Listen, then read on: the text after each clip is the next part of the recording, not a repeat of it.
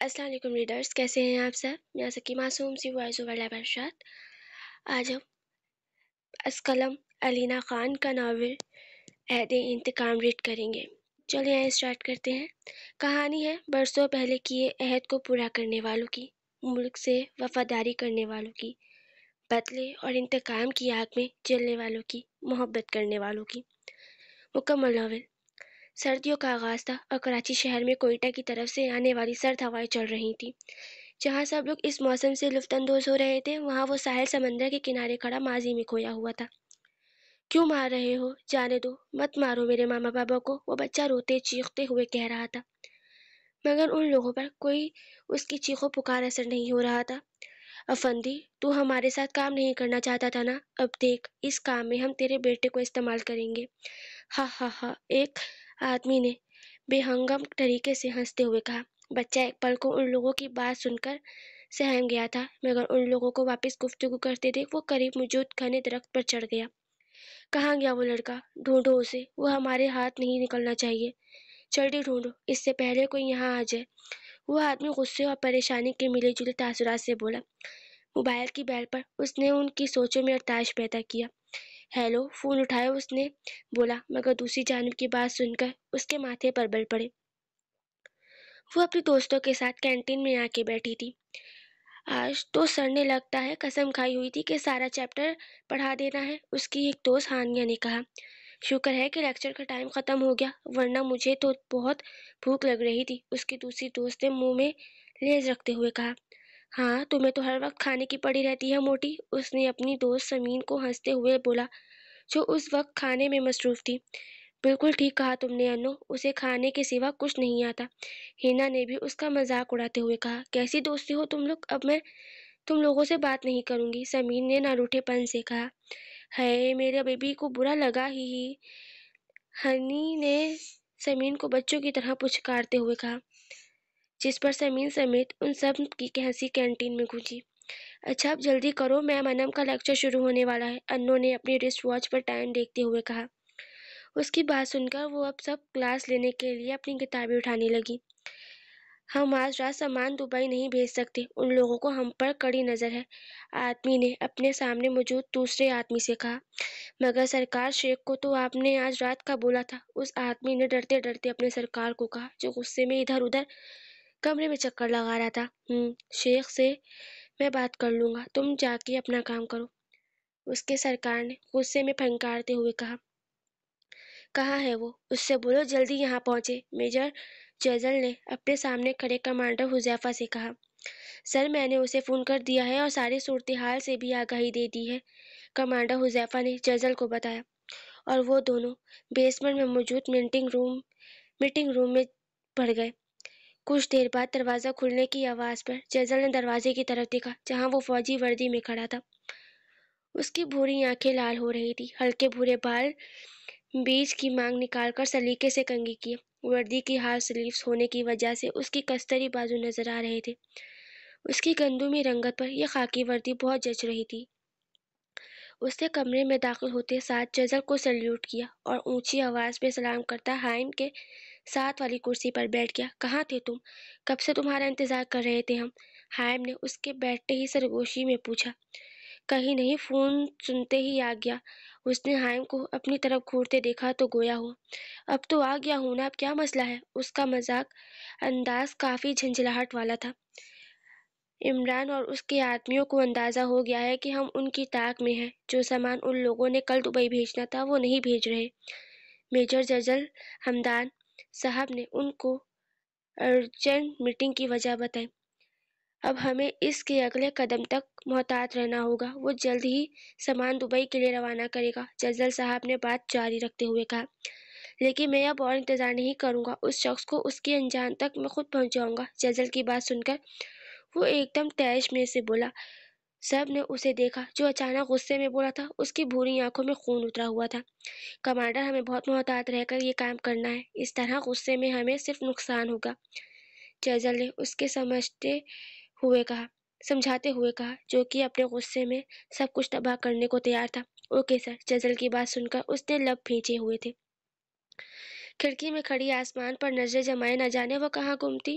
ہوا میں خنکی ہونے کی وجہ سے لاہور کی راتیں دن کی بدولت زیادہ ٹھنڈی تھی۔ ہوا اس کے بالوں کی لٹیں بار بار اس کے چہرے کو چھو رہی تھی، مگر وہ تو جیسے تاروں میں بھرے آسمان میں کیا تلاش کر رہی تھی۔ بیٹا کیوں کھڑی ہو اور ابھی تک سوئی کیوں نہیں؟ کوئی پریشانی ہے؟ ایسے کیوں کھڑی ہو؟ ٹھنڈ لگ جائے گی۔ بی جان نے اس کے کمرے میں روشنی دیکھی تو اس کے کمرے میں آ گئی اور اسے کھڑکی کے پاس کھڑے دیکھ کر تشویش سے پوچھا۔ بی جان کی آواز پر وہ چونکی، پھر مڑ کر انہیں دیکھا جو اس کے بیڈ پر آ کر بیٹھی تھی۔ اس سال بھی نہیں آیا وہ بی جان؟ اس نے بی جان میں گود میں سر رکھا تھا۔ تم جانتی تو ہو بچپن سے وہ کتنا ضدی ہے۔ جب تک اس کا اپنے باپ سے کیا وعدہ پورا نہیں ہوگا وہ سکون کا سانس تک نہیں لے گا۔ بی جان نے پری کے بالوں میں نرمی سے انگلیاں چلاتے افسردگی سے کہا۔ اب تم سو جاؤ اور اس کے بارے میں زیادہ پریشان نہ ہو۔ بی جان نے پری کے اوپر کمبل ڈالتا اور لائٹ آف کرتے کمرے سے چلے گئے۔ انفال ڈرائیور کے انتظار میں کھڑی تھی۔ ہینا آج چھٹی پر تھی اور ہانیہ اور سمین کو لینے آئے تھے تو وہ چلی گئی۔ ابھی وہ واپس یونی کے اندر جانے لگی کہ ایک گاڑی یونی کے گیٹ پر رکی۔ اس نے حیرانی سے کار میں موجود افراد کو دیکھا۔ اب کیا اسے ہی منہ کھولے کھڑی رہو گی یا گاڑی میں بیٹھو گی بھی؟ حائم نے انو کو اس طرح شاکڈ ہو کر منہ کھولے دیکھا تو ہلکا سا مسکرا کے بولا، بھائی آپ کب آئے؟ پتہ ہے میں کب سے آپ کا ویٹ کر رہی تھی۔ انو نے اس کی گاڑی سے نکلنے پر اس کے گلے لگتے ہوئے کہا۔ اچھا اب زیادہ مسکے نہ لگاؤ اور چلو پیچھے بیٹھو، مباسل کو بھی ڈراپ کرنا ہے۔ حائم نے انفال کے سر پر آہستہ سے چت لگاتے ہوئے بتایا۔ انفال مباسل کا نام سن کر اپنے اختیارے پر کچھ شرمندہ ہو کر گاڑی میں بیٹھی۔ السلام علیکم۔ مباسل نے ایک نظر اس پر ڈال کر اپنے مخصوص انداز میں سلام کیا۔ حائم نے انفال کے بیٹھتے ہی گاڑی سٹارٹ کی۔ انفال جو حائم سے باتیں کرنے کو کب سے مباسل کو دیکھ رہی تھی جو ونڈو اسکرین سے باہر نظریں جمائے ہوئے تھا۔ بھائی کیا فوج کے لوگ مسکراتے نہیں ہیں؟ انفال نے مباسل پر چوٹ کی تھی اور یہ وہ بات سمجھ گیا تھا کیونکہ انفال کی باتوں کا جواب حائم ہنستے ہوئے ہی دے رہا تھا۔ تمہیں کس نے بولا یہ؟ اور میں تو کب سے تمہارے ساتھ مسکراتے ہوئے جواب دے رہا ہوں۔ حائم نے اس کے اس اندارہ اچانک سوال پر چونک کر کہا۔ نہیں کسی نے نہیں، میں تو ایسے ہی پوچھ رہی تھی۔ انفال نے اس کی بات پر گھبرا کے کہا۔ حائم نے ایک بیکری کے سامنے گاڑی روکی اور اتر کر بیکری میں چلا گیا۔ حائم کے جانے کے بعد اس نے ایک نظر سامنے بیٹھے شخص کو دیکھا جو ونڈو اسکرین سے باہر دیکھ رہا تھا۔ آپ اتنا روڈ کیوں رہتے ہیں؟ مطلب ہر وقت آپ کے چہرے پر اتنی سنجیدگی رہتی ہے؟ بہت ہمت کر کے اس نے اپنے دل میں اٹھتے سوال کو پوچھ ڈالا۔ اس نے بیک ویو میرر سے پیچھے بیٹھی لڑکی کو دیکھا۔ آپ کو ایسا کیوں لگا؟ مباسل نے سرد مہری سے کہا۔ کیا آپ کسی سے محبت کرتے ہیں؟ وہ خود بھی نہیں جانتی تھی کہ اس نے یہ سوال کیوں کیا۔ ہاں، جواب کچھ سیکنڈ بعد آیا۔ اس کے ہاں کہنے پر انفال کے اندر کچھ ٹوٹا تھا۔ رخ موڑے وہ باہر بیکری کی طرف دیکھنے لگی جہاں سے حائم اب کچھ شاپر پکڑے باہر آ رہا تھا۔ یہ لو تمہاری چیزیں۔ حائم نے گاڑی میں بیٹھتے سامان اس کو دیا اور گاڑی سٹارٹ کرنے لگا جب اس کا ڈیش بورڈ پر پڑا موبائل بجا۔ بیک ویو میرر سے مباسل نے ایک نظر اسے دیکھا جو لینن کے پرنٹڈ سوٹ میں دوپٹہ گلے میں اسٹالر کی طرح لیے ہوئے تھی۔ سفید رنگت کھڑی ناک، انابی ہونٹ، گھنے بال اور بھوری آنکھیں جو اس کی بات سن کر اداس نظر آ رہی تھی۔ اپنے اوپر کسی کی نظریں محسوس کرتے ہوئے اس نے سر اٹھا کے میرر دیکھا۔ ایک پل کو دونوں بھوری آنکھیں ملی۔ مباسل نے فوراً اپنی نظروں کا رخ موڑا، نہ جانے وہ ان آنکھوں میں دکھ نہ دیکھ پایا۔ ہمیں ابھی واپس جانا ہے۔ حائم نے فون بند کرتے مباسل کو کہا۔ ٹھیک ہے، اس نے بولا۔ انفال کو گھر ڈراپ کر کے واپس چلے گئے۔ یہ سارا سامان آج رات کراچی پورٹ دبئی سے بھیجنا ہے اور دھیان رہے کسی کو بھی اس کا پتہ نہ چلے۔ وہ اپنے سامنے کھڑے آدمیوں سے بولا۔ سرکار اگر پھر وہ لوگ ہم تک پہنچ گئے تو؟ ایک آدمی نے ڈرتے ڈرتے کہا۔ نہیں پہنچیں گے، آج رات یہ سب دبئی بھیجنا لازمی ہے ورنہ شیخ ہمیں نہیں چھوڑے گا۔ اب تم لوگ دفع ہو اور کام مکمل کرو۔ عمران نے اپنی بات مکمل کرتے آخر میں غصے سے ان آدمیوں کو کہا۔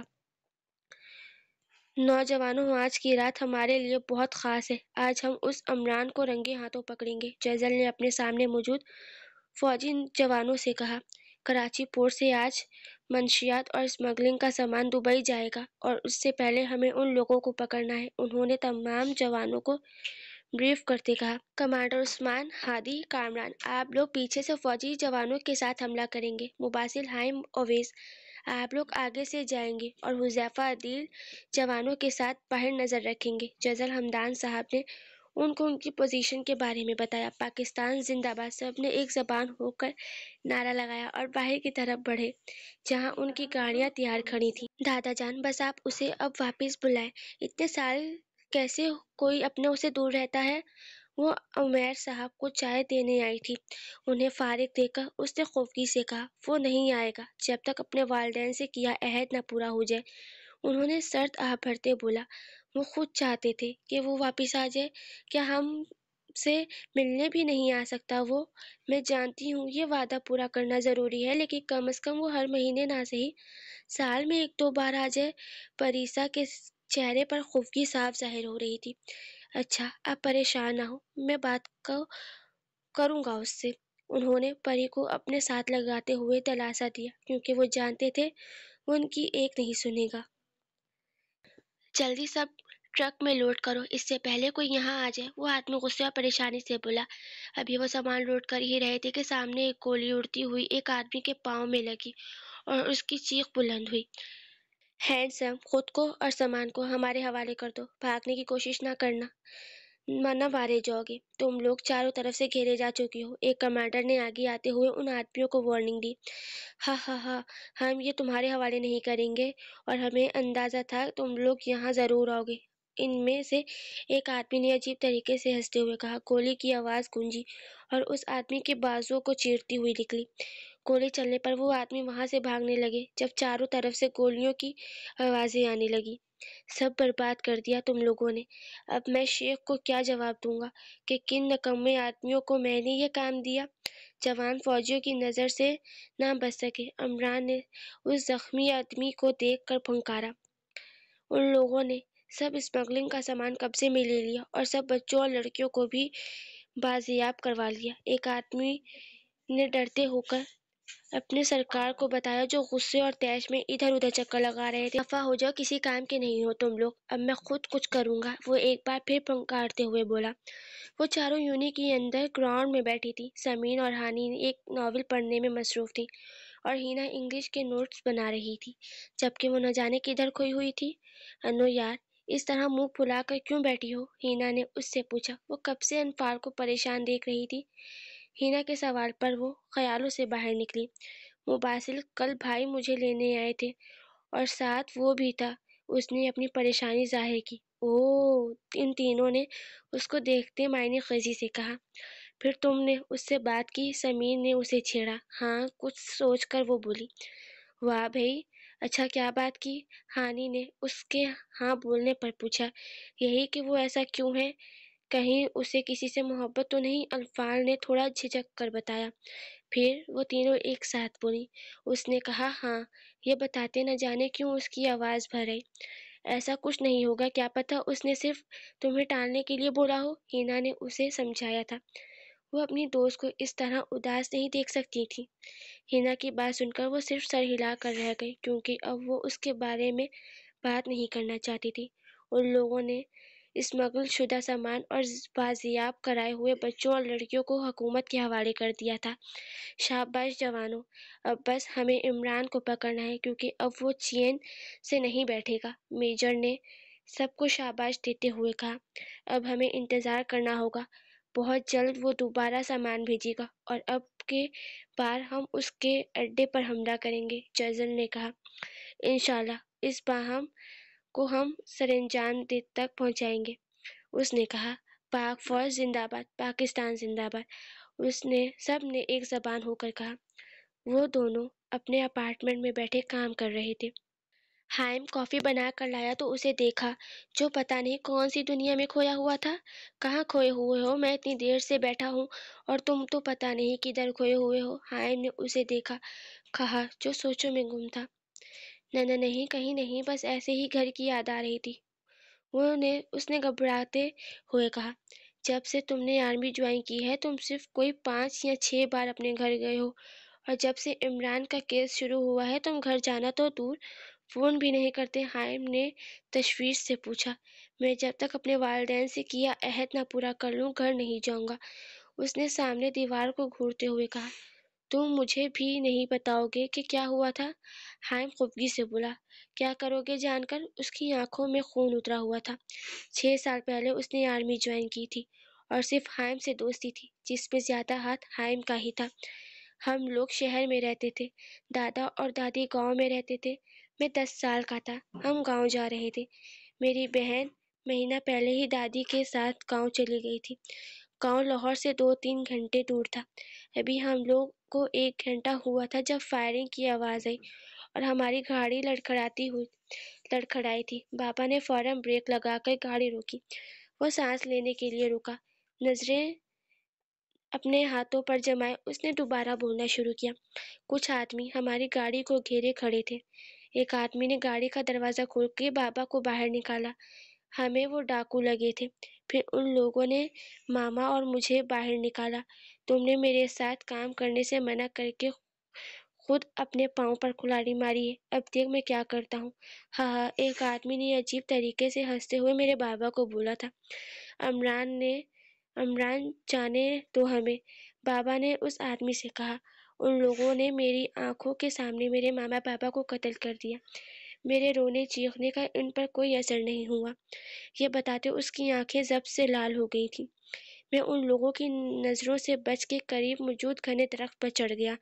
تو ہمارے ساتھ کام نہیں کرنا چاہتا تھا نا؟ اب دیکھ، اس کام میں ہم تیرے بیٹے کو استعمال کریں گے۔ ہاں ہاں ہاں، وہ آدمی عمران تھا جو میرے بابا کی لاش کے قریب بیٹھا بے ہنگم طریقے سے ہنستے ہوئے بولا تھا۔ اس کی بات سن کر میں سہم گیا اور اللہ کی مدد دعا کرنے لگا۔ وہ اور اس کے آدمی مجھے ڈھونڈ رہے تھے کہ سامنے سے ایک پولیس موبائل جو وہاں گردش کر رہی تھی پہنچ گئی اور ان سب لوگوں کو گرفتار کر لیا۔ یہ دیکھ کے مجھے حوصلہ ہوا اور اپنے ماما بابا کی لاش کے پاس آیا۔ بیٹا ہمیں بتاؤ کیا ہوا ہے آپ کے ساتھ؟ ایک پولیس والا میرے پاس آ کے بولا تھا۔ تو میں نے روتے ہوئے سب کچھ بتا دیا۔ پولیس والوں نے مجھے سے گھر کا نمبر مانگا اور ڈیڈ باڈیز ہمارے گھر پہنچا دی گئی۔ ہمارے گھر کوہرام مچ گیا۔ میری بہن جو ماں باپ کا انتظار کر رہی تھی ان کی لاشوں کو دیکھ کر اپنے ہوش کھو بیٹھی۔ ماما بابا کی ڈیڈ باڈیز کے بعد مجھے اور میری بہن کو دادا اور دادی کے دوسرے شہر لے گئے۔ میرے دادا اور دادی نے ہم دونوں بہن بھائی کو بہت مشکل سے سنبھالا تھا۔ ایک بار میں نے دادا سے پوچھا، ماما بابا اتنی جلدی کیوں چلے گئے؟ سب لوگ کیوں اس دنیا سے چلے جاتے ہیں؟ تو دادا نے کہا، بیٹا ہم زندگی جیتے ہیں لیکن صرف مرنے کے لیے۔ یہ دنیا فانی ہے، کوئی یہاں ساری عمر نہیں رہتا، ایک دن سب نے جانا ہوتا ہے۔ اللہ نے ہمیں اس دنیا میں اپنی عبادت کے علاوہ کسی نہ کسی نیک کام کے لیے اس دنیا میں بھیجا ہے۔ اس دن میں نے یہ عہد کیا کہ میں اپنے ماں باپ کی موت کا بدلہ اس ظالم انسان سے ضرور لوں گا تاکہ وہ دوبارہ کسی بچے کے سر سے ماں باپ کا سایہ نہ چھینے، کیونکہ عمران اپنے سورے سیس ہونے کی وجہ سے جیل سے باہر آ گیا تھا۔ میں نے اس دن اپنے بابا سے یہ عہد کیا کہ میں اس کے قاتل کو اس کے انجام تک پہنچا کے رہوں گا۔ حائم نے اسے دیکھا جس کی آواز رند گئی تھی مگر وہ کمال ضبط سے آنسو روکے ہوئے تھا۔ مباسل نے اپنی بات ختم کر کے حائم کی طرف دیکھا۔ حائم کی آنکھوں میں اس کی بات سن کے نمی آ گئی تھی۔ وہ اٹھا اور مباسل کو گلے لگاتے ہوئے بولا، میں ہمیشہ تمہارے ساتھ ہوں، اللہ تمہیں تمہارا عہد پورا کرنے کی ہمت دے، آمین۔ 2 ماہ بعد وہ یونی سے واپس آ رہی تھی جب ڈرائیور نے اچانک گاڑی روکی۔ سڑک تقریباً سنسان تھی۔ بھائی گاڑی کیوں روک دی؟ اس نے پریشانی سے پوچھا۔ میڈم شاید پیٹرول ختم ہو گیا ہے، ڈرائیور گاڑی چیک کرتے ہوئے بولا۔ ابھی کچھ منٹ گزرے تھے کہ اس نے بابا کو فون کر کے دوسری گاڑی بھیجنے کا بول دیا۔ تبھی ایک کیری ڈبہ وہاں آ کے رکا اور چند نقاب پوش آدمی اس میں سے نکلے۔ گاڑی کا دروازہ کھول ورنہ ہم تجھے مار دیں گے، ایک نقاب پوش آدمی نے ڈرائیور سے کہا۔ یہ سن کر پیچھے بیٹھی انفال ڈر گئی تھی۔ کچھ دنوں سے اسے محسوس ہو رہا تھا جیسے کوئی اس پر نظر رکھے ہوئے ہے، لیکن ان لوگوں کو دیکھ کر صحیح معنوں میں اسے زمین پہ اپنے پاؤں کے نیچے سے نکلتی محسوس ہوئی۔ کون لوگ ہو تم لوگ اور کیوں دروازہ کھولیں ہم؟ وہ ہمت کر کے بولی۔ اے لڑکی، تو اپنی زبان بند کر اور چپ چاپ گاڑی سے اتر، ایک آدمی نے غصے سے بولا۔ جب ڈرائیور نے دروازہ نہیں کھولا تو آدمی نے گاڑی کی ٹاپ پر فائر کیا۔ اب اگر دروازہ نہ کھلا تو یہ گولی تیرے بھیجے میں اتاروں گا، وہ آدمی تیش میں ڈرائیور سے بولا۔ اس کی دھمکی دینے پر ڈرائیور نے اس کی روح کانپ گئی۔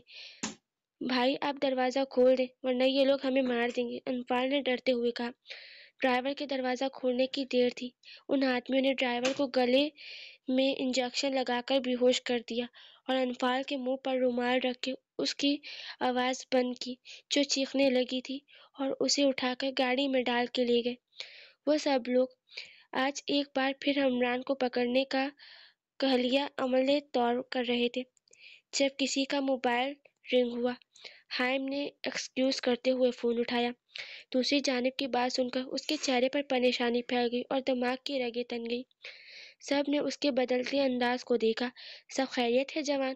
جزل نے اس کے چہرے کو دیکھ کر پوچھا۔ عمران اب اپنی حدیں پار کر رہا ہے، اس نے میری بہن کو اغوا کیا، میں اسے زندہ نہیں چھوڑوں گا، حائم نے غصے کے عالم میں کہا، اور مباسل کو یہ سن کر جھٹکا لگا تھا۔ اس کی آنکھوں کے سامنے وہ خفا سی بیٹھی لڑکی کا سراپا لہرایا۔ ہم آج رات ہی اس کے اڈے پر حملہ کریں گے اور اس کو اس کے انجام تک پہنچا کے رہیں گے۔ یہ ایک اندھیر کمرہ تھا جہاں اسے لایا گیا تھا۔ اس کمرے میں اس کے علاوہ اور بھی لڑکیاں تھیں جن کے منہ کو رومال سے بند کیا گیا تھا اور ہاتھوں کو پیچھے رسی سے باندھے ہوئے تھے۔ گرم سیال کی اس کی آنکھیں سے بہہ رہا تھا۔ جب اسے ہوش آیا اس اپنے سر میں ٹیسیں اٹھتی محسوس ہو رہی تھی۔ کمرے میں اندھیرے کی وجہ سے اسے اپنے وقت کا اندازہ نہیں تھا۔ وہ مسلسل روئے جا رہی تھی اور اللہ سے مدد کی دعا کر رہی تھی۔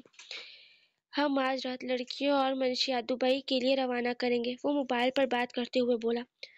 اس بار صحیح سلامت دبئی پہنچے گا، بہت خاص آدمیوں کو میں نے یہ کام دیا ہے، دوسری طرف سے بات سن کر بولا۔ اس بار تم لوگ مجھ تک نہیں پہنچ سکتے، اب میں بتاؤں گا عمران چیز کیا ہے، ہا ہا ہا، عمران نے فون بند ہوتے بے ساختہ ہنستے ہوئے کہا۔ وہ شاید بھول گیا تھا کہ اوپر بیٹھی ذات اس سے بہت زیادہ طاقت والی ہے۔ اب وقت تھا جب اللہ اس کی رسی کھینچی تھی۔ ہم آگے دروازے سے جائیں گے، ہادی اور اویس پیچھے کی جانب جوانوں کو لے کر اندر جائیں گے، ہم نے چاروں طرف سے اس گھر کو گھیر لیا ہے، میجر نے ان کو پوزیشن سے آگاہ کرتے ہوئے کہا۔ وہ آہستہ آہستہ دبے قدموں سے اندر کی جانب بڑھ رہے تھے جب اس کی نظر ایک لکڑی کے دروازے پر پڑی جسے باہر تالا لگایا ہوا تھا۔ وہ دو جوانوں کو لے کر اس دروازے کی طرف بڑھا اور تالے کو بغیر آواز پیدا کیے توڑ ڈالا۔ دروازہ کھلنے پر جو منظر اسے دیکھا وہ اس کا خون کھولا گیا۔ وہ اس کے سامنے تھی، آنکھیں رونے کی وجہ سے سوج گئی تھیں، چہرے پر آنسوؤں کے نشان تھے، بال پونی سے نکل کر اس کے چہرے کو چھو رہے تھے، منہ کو رومال اور ہاتھوں کو پیچھے سے رسی سے باندھا ہوا تھا۔ اس کمرے میں اور بھی لڑکیاں تھیں جن کی حالت بھی کچھ اسی طرح کی تھی۔ وہ انفال کے احساسات کے بارے میں جانتا تھا مگر کبھی ظاہر نہیں ہونے دیا تھا، مگر آج اسے اس حالت میں دیکھ کر اس کے دل کو کچھ ہوا تھا۔ اس نے آگے بڑھ کر اس کے کان بندے ہاتھ کھولے اور جوانوں کو بھی باقی لڑکیوں کو کھولنے اور بحفاظت باہر نکالنے کا کہا۔ انفال کے منہ پر بندھا رومال کھولا۔ وہ پہلی بار اسے اتنے قریب سے دیکھ رہا تھا۔ جب انفال نے اپنی بوجھل ہوتی آنکھوں کھول کر اسے دیکھا، چلو اٹھو، ہمیں یہاں سے جلدی نکلنا ہے، اس نے انفال کے چہرے سے نظریں ہٹا کر کہا۔ چلو شاباش۔ جب کوئی جواب نہ آیا تو اس نے اس کی طرف اپنا ہاتھ بڑھاتے ہوئے کہا۔ انفال نے تھوڑا جھجک کے اس کے ہاتھ پر اپنا ہاتھ رکھ کر کھڑی ہو گئی۔ باقی لڑکیوں کو پیچھے دروازے سے نکالا گیا تھا۔ ابھی وہ دونوں کمرے سے نکلنے لگے تھے جب گولیوں کی آوازیں گونجنے لگیں۔ اس طرف مباسل نے ایک طرف اشارہ کرتے ہوئے اسے اپنے ساتھ لانے کو کہا۔ وہ پیچھے کے دروازے کی طرف بڑھ رہے تھے جب ایک گولی مباسل کے بازو کو چھوتی ہوئی گزری۔ اس نے انفال کو اپنے پیچھے کیا اور سامنے کھڑے شخص کو دیکھ کر اس کی آنکھوں میں خون اترا تھا۔ بہت جلدی ہے یہاں سے بھاگنے کی، ہا ہا ہا، وہ آدمی ہنستے ہوئے بولا۔ انفال ان سب سے بے خبر اس کے بازوؤں سے نکل رہے خون کو دیکھ رہی تھی۔ تم عمران तुम इमरान, तुझे तो मैं अपने हाथों से मारने का ख्वाहिशमंद हूँ। अपने बाबा से किया अहद आज पूरा होगा। मुबासिर ने सामने खड़े इमरान को गुस्से से देखते हुए कहा। कौन हो तुम? इमरान कुछ शक से बोला। वही जिसके माँ बाप को तुमने बेदर्दी से कत्ल किया, सिर्फ इसलिए कि मेरे बाबा ने तुम्हारे साथ इस गंदे काम में साथ नहीं दिया। वो तैश से बोला। उसकी आंखों में जुनून था जो सामने वाले को खत्म कर देने के लिए काफी था। तुम फारूक अफंदी की बेटे हो? इमरान के चेहरे पर एक रंग आ रहा था तो दूसरा जा रहा था। वाह, तो तुम्हें याद है? तो ये भी याद होगा कि किस बेदर्दी से कत्ल किया था। अब तुम्हारी बारी, तुम्हारा खेल अब खत्म इमरान, मुबासिर ने गुस्से से चीखते हुए कहा। पीछे खड़ी अनफाल को एक तरफ इशारा करते बाहर जाने का बोलकर दोबारा इमरान की तरफ बढ़ा। तुम भी अपने माँ बाप की तरह आज मेरे हाथों कत्ल होगी, इमरान ने गुस्से से फुंकारते हुए कहा और अपने हाथ में मौजूद गन दूसरी जानिब इशारा करते हुए हंसा। मुबासिर ने उसकी नजरों की ताकुब में देखा और एक पल को उसे लगा जैसे किसी ने उसके दिल को दबोच लिया। एक आदमी अनफाल के माथे पर गन रखे हुए था। अगर इस लड़की की जिंदगी चाहते हो तो अपनी गन नीचे रखो और खुद को हमारे हवाले कर दो, इमरान ने साथ खड़े मुबासिल को कहा। उस मासूम को जाने दो इमरान, वरना मैं बहुत बुरा पेश आऊंगा, वो गुस्से से ढाड़ा। इमरान ने जैसे ही अनफाल को अपने गन के निशाने पर रखकर ट्रिगर दबाने लगा, जब एक गोली हवा को चीरती हुई उसके हाथ पार हुई। उसके अड्डे में उसकी हौलनाक चीख बुलंद हुई। अनफाल, जिसने डर की आंखें मीची हुई थी, इमरान की चीख पर एकदम खोली और उस मुहाफिज को देखा जो अपने जख्मी बाजुओं की परवाह किए बगैर इमरान के सीने में गोलियां उतार चुका था। गोलियों की आवाज सुनते बाकी कमांडर्स और फौजी सिपाही वहां पहुंचे। हाइम को सामने देखकर अनफाल रोती हुई उसके सीने से लगी और उसको, आदमियों को गाड़ी में डालो और हाइम, आप इनको घर ले जाएं। जजल ने अपने हुज़ैफा और कामरान को हुक्म दिया और फिर हाइम से बोले। मुबासिल अफंदी, आपने बहुत अच्छा काम किया, वरना आज ये अगर भाग जाता तो इसे पकड़ना मुश्किल था। प्राउड ऑफ यू, मेजर ने उसे पीठ ठपकी थी। कमांडर, आप बाजुओं पर ड्रेसिंग करवाएं और आराम करें, जजल ने उस जख्मी बाजू को देखकर कहा। आज उसका अपने बाप से किया अहद पूरा हुआ था। जिसे तकाम की आग में वो झुलस रहा था, वो आज आग बुझ गई थी। एक हफ्ते बाद वो अपना सामान एक बैग में रख रहा था और हाइम सामने सोफे पर लेटा मोबाइल चला रहा था जब मुबासिल ने उसे मुखातिब किया। अनफाल अब कैसी है? उसने थोड़ा झिझक के हाइम से अनफाल के बारे में पूछा, जो इस वाक़ये के बाद से काफ़ी डर गई थी। अभी भी अक्सर डर जाती है। मामा बाबा और हीरा उसे वापस नॉर्मल करने की कोशिश कर रहे हैं। इंशाल्लाह जल्द ठीक हो जाएगी। उसके सवाल करने पर हाइम ने मशकूक नज़रों से उसे देखा और फिर अनफाल की हालत बताई। मुझे तुमसे बात करनी है। उसे बेड के किनारे बैठते जैसे अल्फाजों का चुनाव किया। हाँ बोलो, हाइम ने उसे उसके अंदाज पर चौंका। मैं अनफाल से निकाह करना चाहता हूँ। उसने बात मुकम्मल करके सीने में दबी सांस हवा के हवाले करते हुए हाइम को देखा। हाइम का चेहरा किसी किस्म से तासुर से यारी था। वो हाइम के जवाब का इंतजार किए बगैर दोबारा उठकर बैग में सामान रखने लगा। मैं घर वालों और अनफाल से पूछे बगैर तुम्हें कोई जवाब नहीं दे सकता। तुम कहाँ जा रहे हो? हाइम ने मशकूक तरीके से कहा। हाँ, एक काम अधूरा रह गया था, वही करने जा रहा हूँ, उसने हल्के से हंसते हुए कहा, कहकर बैग बंद करने लगा। न जाने कितने वक्त बाद वो मुस्कुराया था और हाइम ने दिल ही दिल में उसकी ऐसे मुस्कुराने की दुआ की थी। बीजान, मैं कह रही हूँ जब तक वो नहीं आएगा आप इन रिश्ते वालों को हाँ नहीं बोलेंगी। बीजान और परीसा सोफे पर बैठी थी। जब बीजान की बात सुनकर उसने बीजान को अटल लहजे में अपना फैसला सुनाया।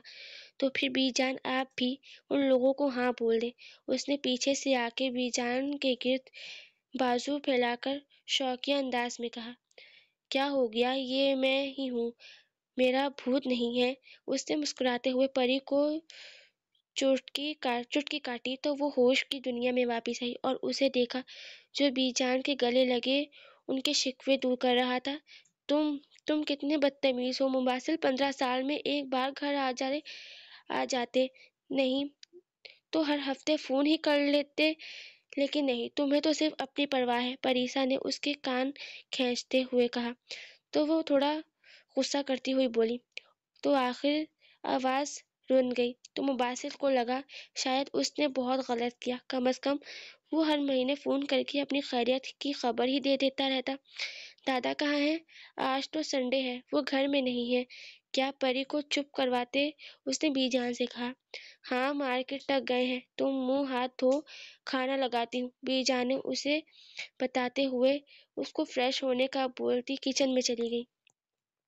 اچھا آپ ناراض تو نہ ہو، اب تو آ گیا ہوں نا، ویسے ایک سرپرائز ہے آپ کے لیے، مباسل نے پری کی ناراضگی ختم کرتے ہوئے کہا۔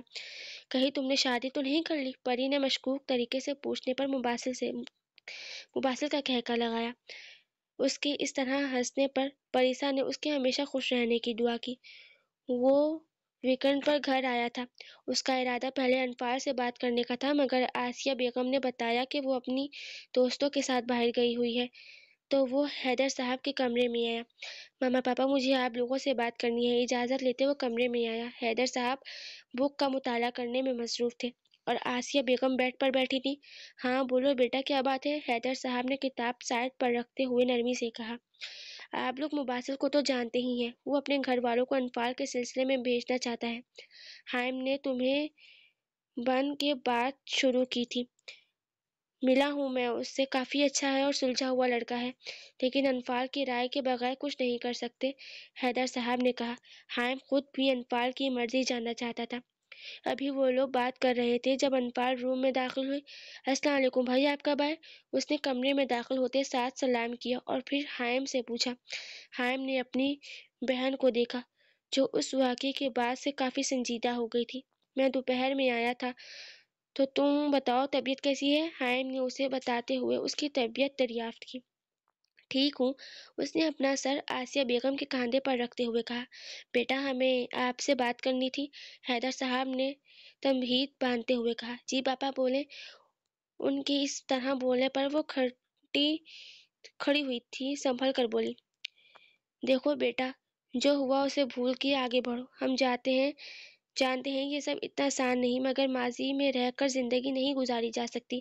جو لوگ ماضی میں رہتے ہیں وہ کبھی آگے نہیں بڑھ پاتے۔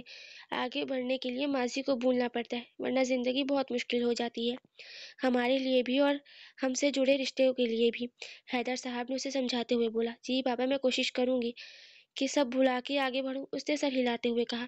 مباسل کے گھر والے آنا چاہتے ہیں تمہارے اور مباسل کے رشتے کے لیے، انہوں نے اپنی بات کر کے اسے دیکھا جو ان پر ساخت ہو گئی تھی۔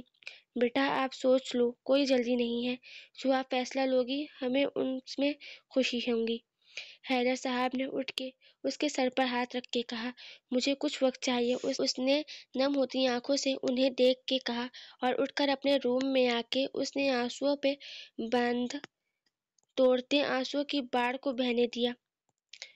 عمیر صاحب کے گھر آنے کے بعد ان سب نے خوشگوار ماحول میں کھانا کھایا۔ عمیر صاحب کو بھی اس سے جو شکوے تھے اس نے انہیں دور کر دیا تھا۔ اس نے انہیں عمران کے کھیل اور قتل کے بارے میں انہیں آگاہ کر دیا تھا۔ وہ بہت خوش تھا کہ اپنے والدین سے کیا عہد وہ پورا ہو گیا تھا اور ان کا مجسم اپنے انجام تک پہنچ گیا تھا۔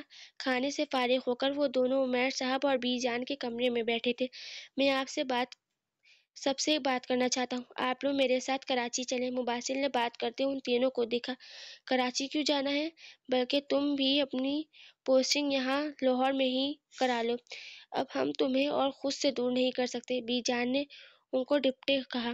ارے بی جان، میں کون سا ہمیشہ کے لیے جانے کا بول رہا ہوں، میں تو اس لیے کہہ رہا ہوں کہ میرے ساتھ کراچی چلیں اور حائم کے گھر انفال کے لیے میرا رشتہ لے کے جائیں، اس نے وضاحت دیتے ہوئے کہا۔ آخر میں اصل بات بتائیں، یہ حائم اور انفال کون ہیں؟ بی جان نے مشکوک طریقے سے پوچھا، جس پر مباسل نے ہنستے ہوئے کہا۔ حائم میرا دوست ہے اور انفال اس کی بہن ہے، مباسل نے وضاحت دی۔ اوہو، دیکھ لیں آپ لوگ، یہ اس لیے یہاں نہیں آتا تھا اور اب بھی صرف اپنے رشتے کی بات کرنے کے لیے آیا ہے، پریسا نے ناراضگی ظاہر کرتے ہوئے کہا۔ نہیں ایسا کچھ نہیں ہے، آپ لوگ وجہ جانتے ہیں میں کس لیے یہاں نہیں آتا تھا، اور جب سب صحیح ہو گیا تو میں نے اس لیے کہا، آپ ہی تو ہر وقت شادی کا کہتے رہتے ہیں، اس نے پری کی بات پر گھبرا کے کہا، جس پر سب ہنس پڑے۔ کب جانا ہے؟ اس سے کراچی جانے کا پوچھا۔ اگلے ہفتے، مباسل نے بتایا۔ پھر تو بہت کم وقت ہے، خیر کل سے تیاری شروع کرتے ہیں، بہو کے لیے منگنی کی انگوٹھی بھی لینی ہے، بی جان نے کہا۔ بھائی مجھے آپ سے بات کرنی ہے۔ انفال حائم کو لان میں بیٹھتے دیکھا تو وہیں آ گئی۔ ہاں بولو، آج ہماری گڑیا کو ایسی کیا بات کرنی ہے جو اس طرح تمغید باندھ رہی ہے؟ حائم نے انفال کو پیار سے بولا۔ آپ نے ہمدردی میں میرا رشتہ مانگا ہے نا؟ وہ جو بات اس کو کب سے کھٹک رہی تھی حائم کو بول دی۔ تمہیں ایسا کیوں لگا کہ وہ ہمدردی میں تم سے شادی کرنا چاہتا ہے؟ حائم کو اندازہ نہیں تھا کہ وہ رشتے کی بات کو یہ رخ دے گی، کیونکہ میرے ساتھ جو ہوا انہیں صرف مجھ سے ہمدردی ہی ہو رہی ہے اور کچھ نہیں، انفال نے بے رخی سے کہا۔ اسے وہ سب بات یاد آئی جب اس نے مباسل سے پوچھا تھا کہ وہ کسی سے محبت کرتا ہے تو اس نے کہا تھا ہاں، اگر ایسا ہوتا تو میں اسے فوراً انکار کر دیتا، مگر اس کے لہجے میں تمہارے لیے پریشانی اور آنکھوں میں تمہارے لیے محبت دیکھ چکا ہوں، اسی لیے میں نے یہ بات کی، ورنہ تم ہمارے لیے بوجھ نہیں ہو۔ حائم کی بات پر اس نے سر اٹھا کے اسے دیکھا۔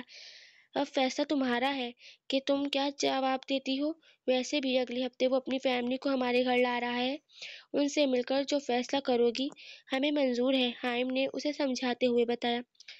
جو آپ لوگوں کو فیصلہ ہوگا وہ مجھے منظور ہے، آپ ماما پاپا کو بتا دیں۔ اس کے رشتے کی حامی سن کر حائم نے اس کے سر پر ہاتھ رکھا اور اسے آرام کرنے کا بولتے حیدر صاحب کے کمرے میں چلا گیا۔ روم میں آ کے اس نے گروپ میں کانفرنس کال کی جسے ان تینوں کی دوستوں پک کی۔ کیا جواب دے کر آئی ہو؟ دیکھو اب تو تمہارے دل کی مراد پوری ہو رہی ہے تو اب تم پیچھے ہٹ رہی ہو۔ ان تینوں کو وہ شام سے ہی مباسل کے رشتے کے بارے میں بتا چکی تھی، تبھی اس کے کال کرنے پر وہ تینوں شروع ہو چکی تھی۔ کچھ کو بولو گی بھی انو، کیا جواب دے کر آئی ہو؟ انفال کے کچھ نہ کیا بولنے پر ہنا غصے سے بولی۔ میں نے بھائی اور ماما پاپا کو فیصلے کا حق دے دیا ہے اور وہ اگلے ہفتے اپنی فیملی کو ہمارے گھر لا رہے ہیں، انفال نے آنسوؤں کا گولا حلق میں اتارتے ہوئے بتایا، اور پھر وہ تینوں انفال کو چھیڑنے لگ گئیں۔ جمعے کو ہی وہ کراچی پہنچ گئے تھے اور مباسل کے اپارٹمنٹ میں رکے تھے۔ اپارٹمنٹ میں 4 کمرے تھے، اٹیچ باتھ روم، لاؤنج اور اس کے ساتھ اوپن کچن تھا۔ آج وہ سب حیدر صاحب کے گھر جانے کی تیاری کر رہے تھے۔ ادھر حائم بھی اپنے ماں باپ کو مباسل کے والدین کے بارے میں بتا چکا تھا۔ مباسل، عمیر صاحب، بی جان اور پری جب حیدر صاحب کے گھر پہنچے تو ان سب کا استقبال بہت اچھے سے کیا گیا۔ مباسل بلیک پینٹ کے ساتھ بلیک ٹی شرٹ پہنے، جس کی ہاف سلیو میں سے کستری بازو نظر آ رہے تھے اور بائیں بازو پر گولی کا نشان بھی موجود تھا۔ وہ لوگ لاؤنج میں بیٹھے تھے جب عمیر صاحب نے بات شروع کی۔ ہم آپ کی بیٹی انفال کا ہاتھ اپنے پوتے مباسل کے لیے مانگنا چاہتے ہیں۔ اس کے والدین زندہ ہوتے تو وہ آتے، مگر ان دونوں کے بعد ہم ہی ان دونوں کے والدین ہیں۔ عمیر صاحب نے بغیر تمغید باندھے اپنے آنے کا مقصد بتایا۔ جی، حائم نے بتایا تھا۔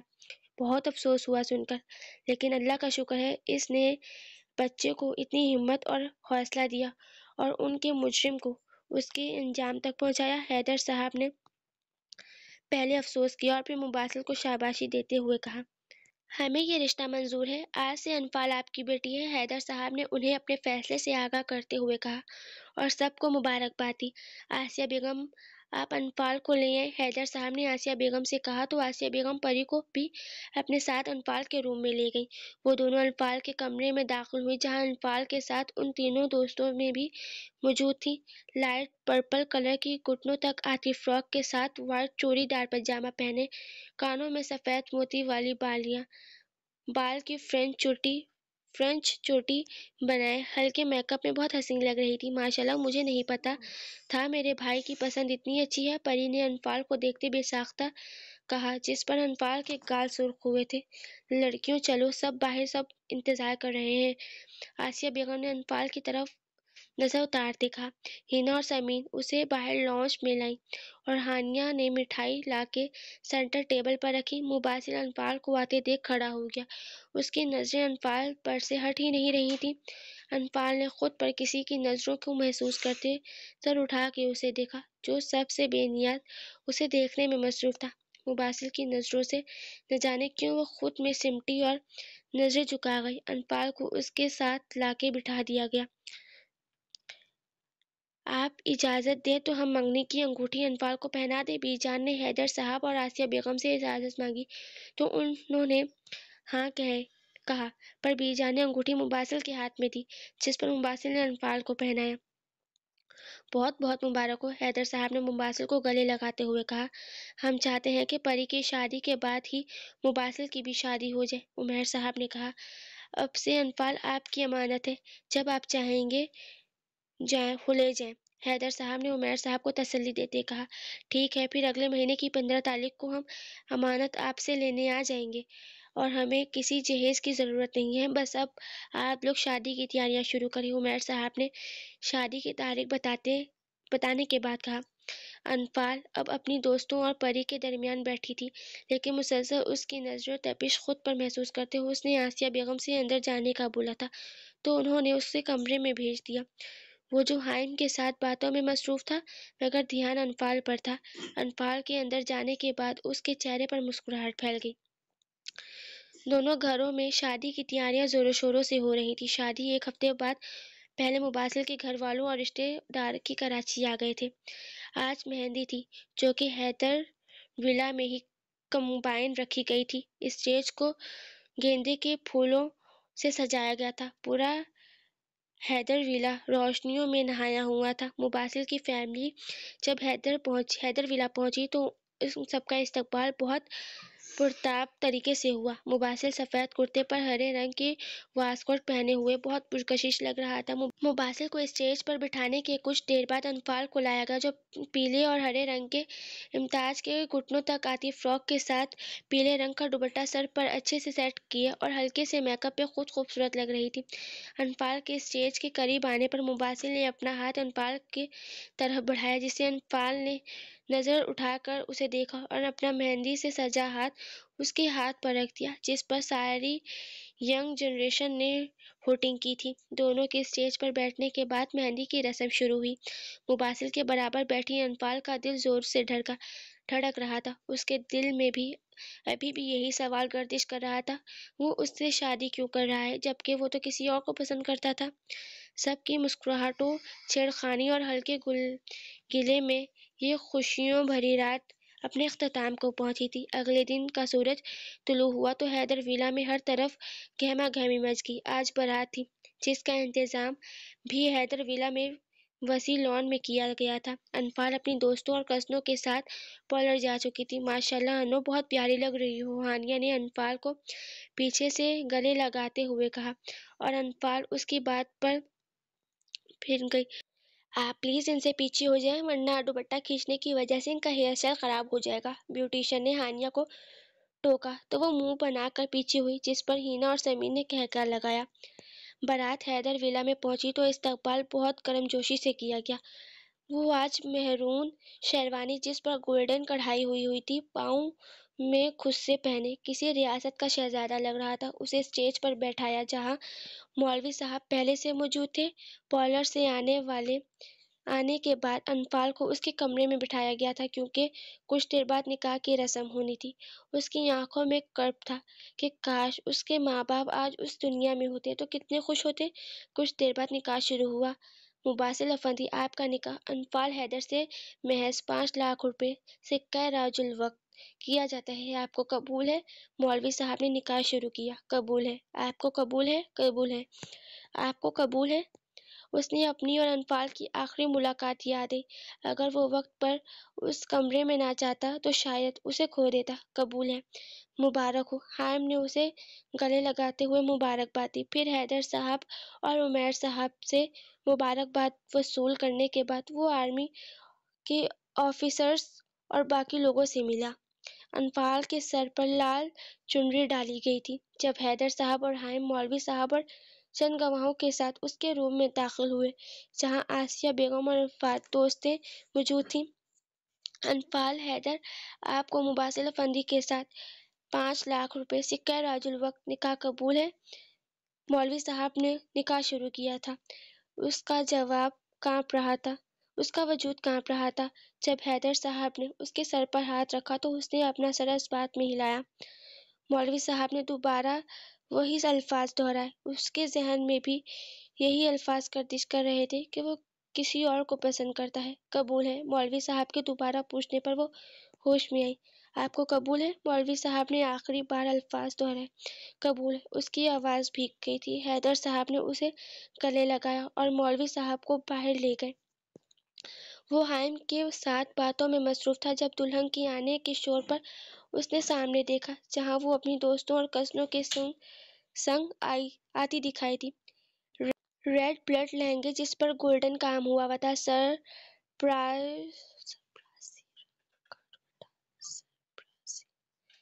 ریڈ بلڈ لہنگے جس پر گولڈن کلر کا کام ہوا ہوا تھا، ریڈ کلر کا دوپٹہ جس کے کناروں پر گولڈن کڑھائی تھی، سیاہ بال جو کمر تک آتے تھے، انہیں آگے سے ڈیزائن بنا کر باقی ایک کاندھے پر ڈالے ہوئے تھے۔ بلا شبہ وہ بہت خوبصورت تھی، مگر آج وہ کسی شہزادی سے کم نہیں لگ رہی تھی۔ انفال کے اسٹیج کے قریب آنے پر مباسل نے اپنا ہاتھ بڑھا کر اسے اسٹیج پر چڑھنے میں مدد کی۔ پری نے انفال کے مباسل کے ساتھ صوفے پر بٹھایا۔ وہ دونوں ایک ساتھ بہت حسین لگ رہے تھے۔ سب لوگوں نے انہیں مبارکباد دی اور سلامی دی۔ دودھ پلائی کی رسم کی انفال کی دوستوں نے کی، جس پر مباسل نے منہ مانگی رقم ان کو دی۔ رخصتی کا وقت آیا تو انفال نے اپنے ساتھ باقی سب کو بھی رلا دیا۔ پھر پریسا اور بی جان نے انفال کو گاڑی میں بٹھایا۔ ان لوگوں کو مباسل کے اپارٹمنٹ میں جانا تھا۔ انفال کو کچھ رسموں کے بعد مباسل کے روم میں لے جایا گیا۔ کمرے کو گلاب کی پھولوں سے سجایا گیا تھا۔ کافی دیر مباسل کا انتظار کرنے کے بعد وہ اپنا لہنگا سنبھالتی اٹھی اور جویلری اتارنے کے بعد ڈریسنگ روم کی طرف بڑھ گئی۔ تھوڑی دیر بعد وہ ڈریس چینج کرنے کے بعد بیڈ پر ایک کنارے پر لیٹی اور اپنے اوپر کمفرٹر ڈال کر نیند کی وادیوں میں اتر گئی۔ رات 12 بجے وہ کمرے میں داخل ہوا تو نظر سامنے بیڈ پر لیٹی اس پری پیکر پر پڑی جو دنیا جہاں سے خبر خوابوں کی دنیا میں گم تھی۔ ایک اہم فون کال سننے کی وجہ سے اسے دیر ہو گئی تھی۔ وہ فون بند کرنے کے بعد جلدی سے کمرے میں آیا کہ کہیں انفال اس کے انتظار میں بیٹھی ہو، مگر کمرے میں آ کے اسے سوتا دیکھ کے وہ سر جھٹک کر ڈریسنگ روم کی جانب بڑھ گیا اور کچھ دیر بعد آرام دہ کپڑے میں پہنے لائٹ آف کر کے وہ بیڈ کی دوسری طرف لیٹ گیا۔ اگلی صبح انفال کی آنکھ کھلی تو اپنے برابر سوئے وجود پر پڑی۔ وہ فوراً ہڑبڑا کے اٹھی، جس سے مباسل کی آنکھ بھی کھل گئی۔ کیا کوئی جن دیکھ لیا ہے؟ اس طرح اٹھی ہو؟ مباسل نے اس کے اس طرح اٹھنے پر چوٹ کی۔ آپ یہاں کیا کر رہے ہیں؟ انفال نے اس کے سوال کو اگنور کرتے پوچھا۔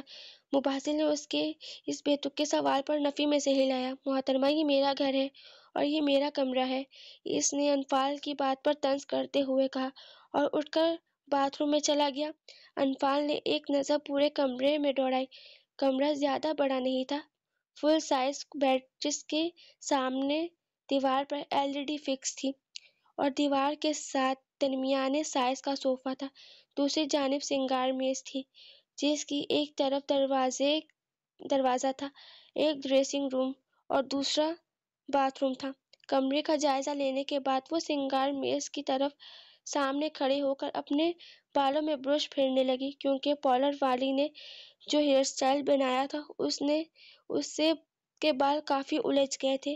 ابھی وہ بال برش کر ہی رہی تھی جب باتھ روم کا دروازہ کھلا۔ انفال نے نظریں اٹھا کر اسے دیکھا، جو شاید شاور لے کر آیا تھا، کیونکہ اس کے سامنے کے بالوں کی لٹوں سے اپنی بوندیں گر رہی تھیں۔ نظر لگانی ہے کیا؟ جانتا ہوں بہت پیارا لگ رہا ہوں، مباسل نے اس کے اس طرح خود کو دیکھتے ہوئے کہا، جس پر وہ ہوش میں آئی۔ کچھ زیادہ ہی خوش فہمی ہو رہی ہے، انفال نے سلجھتے ہوئے کہا۔ کیا کہہ رہے؟ کچھ لوگ ہمیں دیکھ کے ہوش کھو دیتے ہیں، مباسل نے اس کے ہاتھ سے برش لیتے ہوئے کہا۔ وہ اس کی بات کا جواب دیے بغیر پاس سے گزرنے لگی جب مباسل نے اس کی کلائی تھامی۔ چھوڑے میرا ہاتھ، انفال نے اس کے ہاتھ پکڑنے پر کرنٹ کھا کر مڑی۔ چھوڑے میرا ہاتھ، انفال اس کے ہاتھ پکڑنے پر کرنٹ کھا کر مڑی۔ مجھے تم سے بات کرنی ہے، مباسل نے اب کی بار اس کا دوسرا ہاتھ بھی اپنی گرفت میں لیتے ہوئے کہا۔ لیکن مجھے آپ سے کوئی بات نہیں کرنی، انفال مسلسل اپنے ہاتھوں کو اس کی ضبط مضبوط گرفت سے آزاد کرانے کی ناکام کوشش کرنے لگی۔ کیوں؟ کسی اور کو چاہتی تھی تو مجھ سے شادی کے لیے ہاں، کیونکہ اس نے انفال کی بات پر غصے میں کہا۔ میں کسی اور کو پسند کرتی تھی، یا آپ نے تو مجھ سے شادی ہمدردی کے لیے کی ہے نا؟ انفال تو مانو اس کی بات پر پہ تو ٹوپ کھا کر رہ گئی۔ تمہیں کس نے کہا کہ میں کسی اور کو پسند کرتا ہوں؟ اور تم سے میں نے ہمدردی کے لیے شادی کی ہے؟ مباسل کی بات پر چونک کر بولا۔ آپ کو شاید یاد نہ ہو، مگر مجھے اچھی طرح یاد ہے، آپ نے خود اس دن گاڑی میں کہا تھا آپ کسی اور کو چاہتے ہیں۔ یہی انفال نے اسے کو یاد کرواتے ہوئے طنز میں کہا۔ اوف انفال، مجھے نہیں معلوم تھا کہ اس دن کی بات کو تم آج تک سینے میں لگائے بیٹھی ہو۔ مباسل نے اس کے ہاتھوں کو چھوڑتے ہوئے کہا، ایک ہاتھ اپنے بالوں کو پیچھے کرتے ہوئے کہا۔ اسے نہیں معلوم تھا کہ انفال اس کی بات کو اتنا سیریس لے گی۔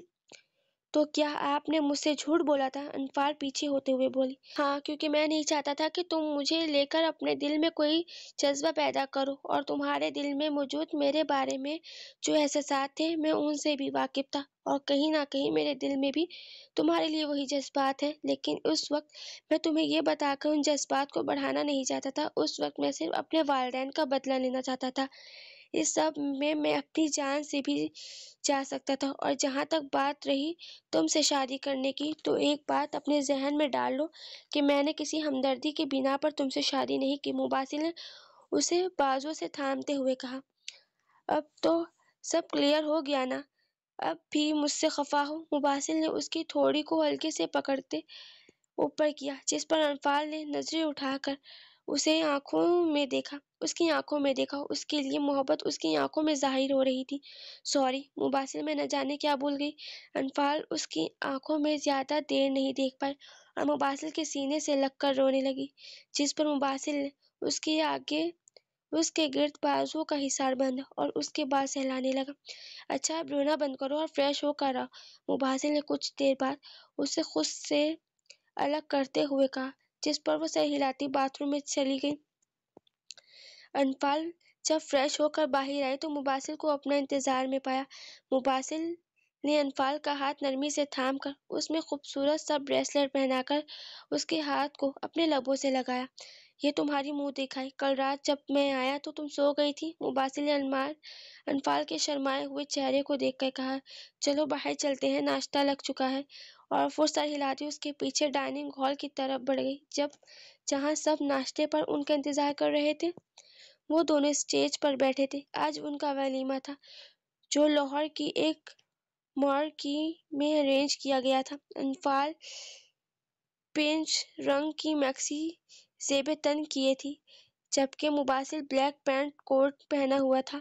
مباسل نے آگے ہو کر انفال کے کان میں کچھ کہا، جس پر وہ کھلکھلا کر ہنسی تھی، اور کیمرہ مین نے اس منظر کو اپنے محفوظ کیا تھا۔